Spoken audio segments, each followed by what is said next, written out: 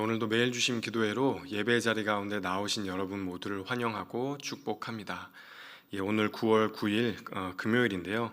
오늘도 하나님의 은혜를 구하며 주님 앞으로 나아가겠습니다. 기도하겠습니다. 참 좋으신 주님, 감사를 드립니다. 저에게 이토록 귀한 추석 연휴를 허락하여 주시고 또 연휴 첫날 하나님 앞에 예배 자리 가운데 나오게 하여 주시니 감사를 드립니다. 하나님, 이 기간 동안에도 우리가 하나님의 사랑을 기억할 수 있도록 인도하여 주시고 하나님의 말씀 앞에 또 하나님의 사랑 앞에 그 사랑에 사랑을 받은 합당한 자로서 살아갈 수 있도록 하나님, 우리의 영혼을 지켜주시고 우리의 삶을 붙들어 주시기를 간절히 소망합니다. 우리가 그리스도인이라는 사실을 잊지 않으며 살아갈 수 있도록 도와주시고 그리스도의 향기를 뿜어낼 수 있는 아름다운 하나님의 백성 될 수 있도록 이 예배 가운데 함께하여 주옵소서. 감사드리며 예수 그리스도의 이름으로 기도하옵나이다. 아멘. 오늘 하나님께서 우리에게 주시는 말씀은요, 에스겔서 7장 1절에서 13절의 말씀입니다. 에스겔서 7장 1절에서 13절의 말씀인데요, 제가 하나님의 말씀 봉독하겠습니다. 또 여호와의 말씀이 내게 임하여 이르시되 너 인자야, 주 여호와께서 이스라엘 땅에 관하여 이같이 말씀하셨느니라. 끝났도다. 이 땅 사방의 일이 끝났도다. 이제는 내게 끝이 이르렀나니 내가 내 진노를 내게 나타내어 내 행위를 심판하고 내 모든 가증한 일을 보응하리라. 내가 너를 불쌍히 여기지 아니하며 긍휼히 여기지도 아니하고 내 행위대로 너를 벌하여 내 가증한 일이 너희 중에 나타나게 하리니 내가 여호와인 줄을 너희가 알리라. 주 여호와께서 이같이 이르시되 재앙이로다. 비상한 재앙이로다. 볼지어다. 그것이 왔도다. 끝이 왔도다. 끝이 왔도다. 끝이 너에게로 왔도다. 볼지어다. 그것이 왔도다. 이 땅 주민아, 정한 재앙이 내게 임하였도다. 때가 이르렀고 날이 가까웠으니 요란한 날이요 산에서 즐거이 부르는 날이 아니로다. 이제 내가 속히 분을 내게 쏟고 내 진노를 내게 이루어서 내 행위대로 너를 심판하여 내 모든 가증한 일을 내게 보응하되 내가 너를 불쌍히 여기지 아니하며 긍휼히 여기지도 아니하고 내 행위대로 너를 벌하여 너의 가증한 일이 너희 중에 나타나게 하리니 나 여호와가 때리는 이임을 내가 알리라. 볼지어다. 그날이로다. 볼지어다. 임박하도다. 정한 재앙이 이르렀으니 몽둥이가 꽃이 피며 교만이 싹이 났도다. 포악이 일어나서 죄악의 몽둥이가 되었은즉 그들도 그 무리도 그 재물도 하나도 남지 아니하며 그 중에 아름다운 것도 없어지리로다. 때가 이르렀고 날이 가까웠으니 사는 자도 기뻐하지 말고 파는 자도 근심하지 말 것은 진노가 그 모든 무리에게 임함이로다. 파는 자가 살아있다 할지라도 다시 돌아가서 그 판 것을 얻지 못하리니 이는 묵시가 그 모든 무리에게 돌아오지 아니하고 사람이 그 죄악으로 말미암아 자기의 목숨을 유지할 수 없으리라 하였음이로다. 아멘. 여러분, 오늘날 가장 인기 없는 하나님의 말씀에 관련된 주제가 뭐가 있을까요? 아마도 하나님의 진노가 아닐까라는 생각을 해보게 됩니다. 저도 어릴 때부터 교회를 다녔지만요, 하나님의 사랑에 대해서는 많이 듣고 익히 들었어도 하나님의 분노, 진노에 대해서는 많이 들어보지 못한 것 같습니다. 근데 여러분 한번 생각해 보시면 좋을 것 같습니다. 악에 대한 하나님의 심판이 없다면 우리가 하나님의 사랑에 대해서 말하는 게 어떤 의미가 있을까 한번 생각해 보시면 좋을 것 같아요. 하나님의 사랑이 심판하지 않는 그런 사랑이라면 도대체 구원은 왜 필요한 것일까? 하나님의 심판이 없다면 우리가 여전히 하나님을 경외할 수 있을까? 힘없는 이들을 무시하고 함부로 대하려는 우리의 죄성을 어떻게 극복할 수 있을까? 그리고 정말 아무렇게나 살고 악하게만 살아온 이들이 천국을, 그 하나님의 나라를 가득 채우고 있다면 그러면 여러분 묻고 싶습니다. 그런 천국 가고 싶으십니까? 아마도 쉽게 대답하시기 어려울 거라는 그런 생각이 듭니다. 그래서 저는 하나님의 진노에 대해서 말씀하고 계시는 오늘 에스겔서와 같은 말씀들이 한편으로는 마음에 되게 부담이 되고 어렵기는 하지만 이 또한 소중한 하나님의 진리라는 생각을 다시 한번 해보게 됩니다. 에스겔서 7장의 메시지는 한마디로 이야기하자면요, 회개하기에는 너무 늦었다. 회개하기에는 너무 늦었다라는 이야기가 될 것 같습니다. 이미 이스라엘의 죄를 돌이킬 수 없을 정도로 이제 그게 치달았기 때문에 이제 하나님께서는 이제 너무 늦었다라고 이야기를 하시는 거죠. 보시면은요, 에스겔서 5장은 심판 장소가 예루살렘 성읍에 이제 국한된 것처럼 묘사를 하고 있었어요. 에스겔서 5장에선. 그런데 6장으로 넘어오면은 심판의 범위가 좀 넓어집니다. 6장에서는 이스라엘의 산이 심판을 받죠. 심판을 받아요. 그런데 오늘 7장 말씀에 보면은요, 산뿐만 아니라 이스라엘 땅 전체가 심판을 받게 될 것이다. 이제 그렇게 말씀하고 계십니다. 무슨 이야기인가 하면요, 심판의 이제 이 범위가 차츰 확대되고 있다는 거죠. 바꿔 이야기하면 이스라엘을 향한 하나님의 진노가 확대되고 있다는 그런 이야기입니다. 2절에 보니까요, 하나님은 이제 이스라엘의 끝이 왔다. 이제 이스라엘의 끝이 왔다. 그렇게 선포하고 계십니다. 이제는 이스라엘의 행위를 심판하고 그 가증한 일을 보응할 때가 왔다는 거죠. 하나님께서 이제까지 오랜 시간을 참고 인내하고 견뎌 오셨지만 이제는 그 긍휼한 마음을 거두시고 그 행위대로 벌하시겠다. 그렇게 이제 말씀하시는 거죠. 그냥 한번 야단치고 마는 것이 아니라 이스라엘이 망할 때까지 지속적으로 심판하시겠다는 거예요. 내가 이제는 끝장을 보겠다. 그렇게 이제 이야기하시는 거죠. 6절에 보면은요, 무려 세 번이나 끝이 왔다. 끝이 왔다. 끝이 너에게 왔다. 이제 다 끝났다. 그렇게 이제 이야기를 하시는 거예요. 그러니까 그날이 오면 하나님의 진노가 이스라엘에게 쏟아지고 모든 즐거움이 사라지는 그 끝이 오는 날이 있을 거라는 거죠. 여러분, 당연하죠. 하나님과의 관계가 끊어지면요, 우리가 누리고 있었던, 우리가 즐겨왔던 그 하나님의 모든 풍성한 축복들이 다 끝나게 되는 것이죠. 다 허망하게 사라져 버릴 겁니다. 하나님과의 관계가 끝나버리면 그렇다는 것이죠. 어떤 이들은 질문할 수도 있을 것 같습니다. 그래도 우리에게 하나님 말고도 즐거움을 주는 게 많이 있어요. 이웃들이 있고요, 친구들이 있고요, 그리고 또 제가 이제껏 모아놓은 재산도 좀 있습니다. 돈도 좀 심심치 않게 벌어놨습니다.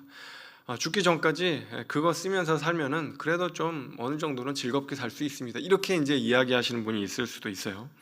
근데 하나님께서 뭐라고 말씀하시냐면 11절에 그런 이야기를 하세요. 그들도 그 무리도 그 재물도 하나도 남지 아니하며 그 중에 아름다운 것도 없어지리로다. 그들도 무리도 친구도 이웃도 모든 것이 다 사라지고 모아놓은 재물도 하나도 남지 않고 모든 것 다 사라지게 될 것이다. 하나님의 심판이 임할 때는요, 남김없이 모든 것에 다 임한다는 거예요. 우리가 성취한 것들, 모아놓은 것들, 우리가 업적이라고 생각했던 것들, 위대하다고 생각했던 모든 것들이 하나님 앞에서는 다 부질 없다는 겁니다. 하나님 앞에서는 다 의미가 없습니다. 인맥이 많고 땅도 많고 재산도 많고 뭐 다 많아도 하나님의 심판 앞에서 우리를 지켜줄 수 있는 것은 아무것도 없다는 겁니다. 여기까지 말씀을 묵상하면서요, 제 마음 한켠에 그런 생각이 들었어요. 그래도 하나님이신데 우리가 돌이키면 용서해 주시지 않을까. 진홍가치의 붉은 죄도 용서해 주신다고 말씀하셨는데 아무리 죄를 많이 지었다고 해도 하나님이 용서해 주시지 않을까? 그런 생각이 제 마음 한켠에 들었어요. 그런데 오늘 말씀에 이제 13절을 읽다 보니까 하나님께서는 그렇지 않다고 말씀을 하시더라고요. 이제 세번역 성경에는 23절을 이렇게 이야기하고 있습니다. 이 땅의 모든 무리에게 보여준 묵시는 돌이킬 수가 없다. 죄를 짓고서는 어느 누구도 자기 목숨을 굳게 부지할 수가 없다. 하나님의 말씀, 하나님의 묵시는 취소될 수 없다는 거예요. 하나님께서 이제는 더 이상 참을 수 없는 시기까지 이스라엘의 죄가 한계에 다다랐기 때문에, 절정에 다다랐기 때문에 이제는 더 이상 용서할 수가 없다고, 하나님의 심판에 관련된 예고는 이제 취소할 수가 없다고 말씀하시는 거예요. 이제는 회개하기에는 너무 늦었다는 거죠. 죄의 노예가 되어버린 이들에게 남아있는 것은 심판밖에 없노라고 이야기하고 계세요. 여러분, 참 무서운 이야기가 아닐 수 없습니다. 히브리서 9장 27절은 이렇게 얘기합니다. 한 번 죽는 것은 사람에게 정한 것이요 그 후에는 심판이 있으리니. 로마서 2장 5절은 이렇게 이야기합니다. 다만 너의 고집과 회개하지 아니한 마음을 따라 진노의 날 곧 하나님의 의로우신 심판이 나타나는 그날에 임할 진노를 너에게 쌓는도다. 하나님은 우리가 망하기를 바라시는 분이 아니라 구원받기를 바라시는 분 맞습니다. 우리를 구원하기를 원하시는 분 맞아요. 그런데 하지만 그날에 임할 진노가 쌓이고 또 쌓여서 어느 정도의 수위를 넘어서면 그 언젠가 하나님은 그분의 자비와 긍휼을 거두어 가실 때가 있다는 거예요. 하나님의 진노가 쏟아질 때 여러분, 제가 목사라는 이유만으로 그 하나님의 진노로부터 벗어날 수 있을까요? 여러분, 없을 겁니다. 우리의 직분이 그 하나님의 진노로부터 벗어날 수 있게 해주지를 않습니다.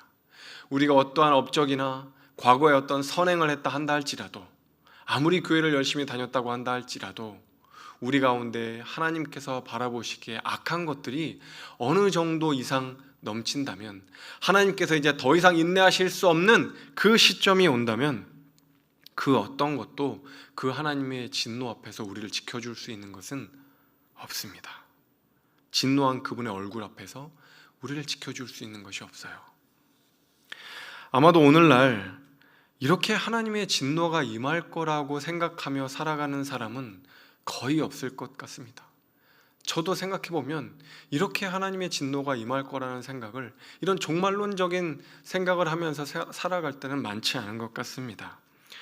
간혹 어떤 분들은 쓰나미나 어떤 가공할 만한 재난, 재앙이 임할 때 그것이 하나님의 진노요 심판이라고 말씀하시는 분들도 계시는데요, 저는 그런 해석에 개인적으로 굉장히 부정적이고 아주 조심을 하는 편입니다. 하지만 여러분, 지금 당장 그런 하나님의 진노가 임하지 않는다고 해서 하나님의 진노가 아주 사라지는 것인가요? 그렇지 않습니다. 분명한 것은 언젠가 하나님의 심판이 있을 거라는 거예요. 우리의 삶에 대해서, 우리의 행위에 대해서 언젠가 책임을 져야 할 날이 있을 거라는 사실입니다. 모든 죄와 죄인들에 대해 심판의 날이 있다는 것을 우리는 기억해야 할 것입니다. 그 심판은요, 우리가 이 땅에서 경험했던 수많은 고통들, 빈곤, 굶주림, 질병, 전쟁, 그 수많은 고통들이 하나님의 진노에 비하면 하나도 고통스럽게 느껴지지 않는 순간들이 올 겁니다. 그만큼 하나님의 진노는 가공할 만한 것이고 피할 수 없는 것이고, 실로 우리 마음 가운데는 실로 무서운 것이 될 수밖에 없을 것 같습니다. 여러분, 그날이 우리에게 임하기 전에 우리는 회개해야 할 것입니다. 에이, 이건 나랑 상관없는 이야기야. 에이, 하나님의 진노가 나한테는 임하지 않을 거야. 그렇게 치부해만 할 것이 아니라, 하나님의 진노는 이토록 가공할 만하고 무서운 것이구나. 하나님께서 나에게 그 자비와 촛대를 옮겨가시기 이전에 하나님 앞에 회개해야겠다. 그렇게 결단할 수 있는 우리 사랑하는 성도 여러분 되시면 좋겠습니다. 녹록치 않은 삶의 현실을 지나고 있을지라도 마지막 날에 그 언젠가 하나님의 심판이 있을 거라는 사실을 기억하며 이 땅의 악한 현실, 이 땅의 고통스러운 현실을 하루하루 견디며 이겨내며 살아가실 수 있는 우리 성도 여러분 되시면 좋겠습니다. 기도하겠습니다. 참 좋으신 주님, 우리는 하나님의 사랑과 자비와 구원을 믿습니다. 우리의 연약함, 우리의 죄성, 우리의 악함, 그것들을 허다한 하나님의 사랑으로 덮어주시는 줄을 믿습니다. 하지만 우리 안에 있는 악한 죄성은 그 하나님의 사랑을 악용할 때가 있습니다. 이용할 때가 있습니다. 에이, 이 정도는 다 용서해 주실 거야. 에이, 이 정도는 죄도 아니지. 그러며 하나님의 사랑에 그저 숨어버리고 하나님의 사랑을 이용할 때도 많이 있는 것 같습니다. 하나님, 그러한 우리의 마음 가운데 악한 생각이 들 때 오늘 에스겔의 말씀을 떠올릴 수 있도록 도와주십시오. 하나님의 공의를 떠올릴 수 있게 도와주십시오. 하나님의 진노를 떠올릴 수 있게 도와주십시오. 그래서 우리의 삶을 돌이킬 수 있도록, 우리의 영혼의 고삐를 바로잡을 수 있도록 하나님 아버지 함께 해주셔서 그 마지막 날에 주님 앞에 서는 날 우리가 온전한 구원을 받을 수 있도록 더욱더 예수 그리스도를 의지하며 그 보혈의 공로를 의지하며 우리의 삶을 돌이킬 수 있도록 하나님 아버지 역사하여 주시옵소서. 그렇게 주님께서 우리의 삶을 이끌어 가시고 인도해 가시기를 소망하며 예수 그리스도 이름으로 간절히 기도하옵나이다. 아멘. 이제 각자의 기도 제목을 가지고 주님 앞에 나아가도록 하겠습니다.